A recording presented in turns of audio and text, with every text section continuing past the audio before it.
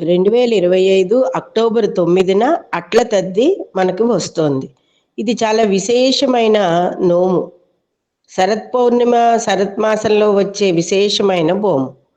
బహుళ తదియ నాడు ఈ నోముని పడతారు.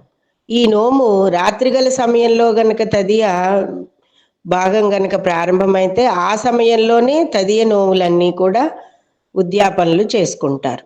ఇది 10 ఏళ్ళ వరకు చేసే నోము.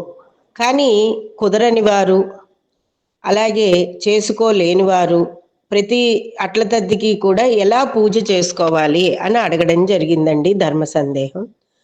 మీరందరూ కూడా కన్నెపిల్లలు కానీ, ముత్తైదువులు కానీ, పెద్దవారు పెద్ద ముత్తైదువులు కానీ, లేదా ఇంకెవరైనా ఇతరత్రా స్త్రీలు అందరూ కూడా సాయంత్రం అయ్యేటప్పటికి అమ్మవారికి గౌరీ పూజ చేసుకోండి. ఉపవాసం ఉండగలిగితే ఉండండి, ఉండలేకపోతే మానేసి మధ్యాహ్నం టిఫిన్ తిని అల్పాహారాన్ని సాయంత్రం పూజ చేసుకుని అమ్మవారికి గౌరీ పూజ చేసుకుని చక్కటి తెల్లటి ఎర్రటి పువ్వులతోటి కూడాను శివ పూజ చేసుకుని అట్లుని నైవేద్యం పెట్టండి. ఆ అట్ల మీద పేరిన ఆవు నెయ్యి, బెల్లం ముక్క వేసి నైవేద్యం పెట్టి ఎవరికైనా ఇచ్చి మీరు తినండి.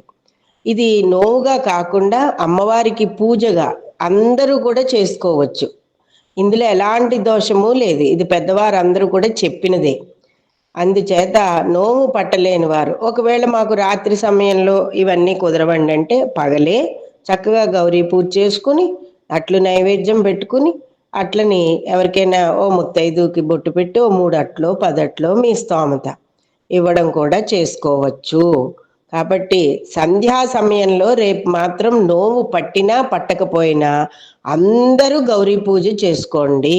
చేసుకుని ఏదో ఒకటి కనీసం అట్లు నైవేద్యం పెట్టలేని వారు ఏదో ఒక నైవేద్యం అన్నా పెట్టుకుని అమ్మవారి పూజ మాత్రం మానకండి. ఇది చాలా విశేషమైన గౌరీ పూజ చేసుకునే రోజు. స్వస్తి.